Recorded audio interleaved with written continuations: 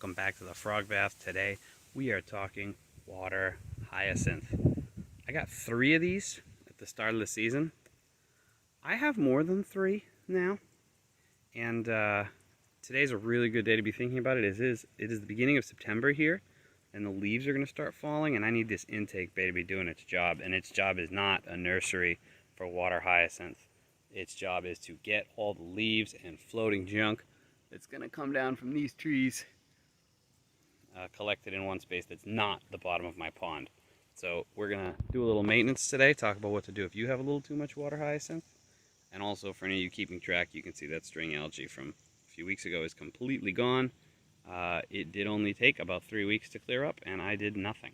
All this extra water hyacinth, I think, probably helped use up some of those extra nutrients. But let's get into it.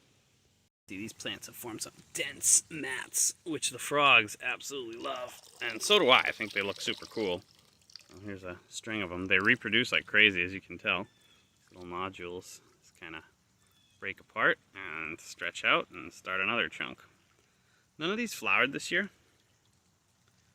but they were fabulous to look at. And so the big question, that people have is, what do you do? What do you do with this? Tell you what I'm going to do with it. I'm going to pitch it. That's right.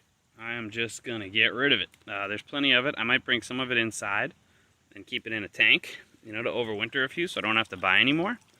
But the most important thing for this pond right now is not looking awesome with all this water hyacinth in it. It's keeping the leaves out from the bottom of the pond. Here we go.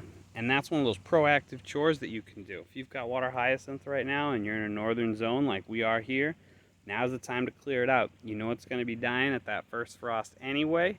If you clear it out now, all of your filter mechanisms are going to be able to work at full efficiency when those leaves start falling, which is going to be any week now, believe it or not. So get out there, pitch your water hyacinth. Don't be too precious about it. Very cheap plant, and you can toss a couple in a bucket in your basement and put them back out in your pond come the spring. And just like me, you could start with 3 or 4 and have an entire pond covered with it by the end of the season.